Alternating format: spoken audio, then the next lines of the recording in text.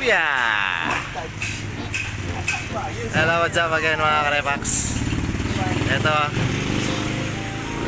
Gnet. Ito, naglagay tayo ng ano dito, piso wifi sa mga nagta-tricycle, mga nanay na naghihintay sa school. Dito, meron tayo ditong piso wifi. So ito, inaayos pa, sineset pa lahat. Pero maya maya lang, pwede na tong gamitin.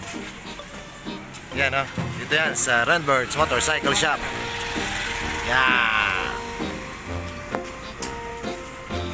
So yun, pag naghintay nga kayo, wala kayong magawa, mga customer or ano, pwede kayo maghulog.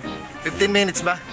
15 minutes yung 1 peso. Tapos valid siya for 1 day. Pwede mong i-stop yung minutes mo. Kung halimbawa medyo aalis ka, pwede mong balikan. Tapos ito yung kanyang antena. Medyo malayo-layo naman, halos 100 meters. 100 meters ba? Ang higit pa yung kanyang abot. So yun nga, yung minutes mo, 15 minutes yung piso. Then pwede mo i-continue, pwede mo, parang data siya.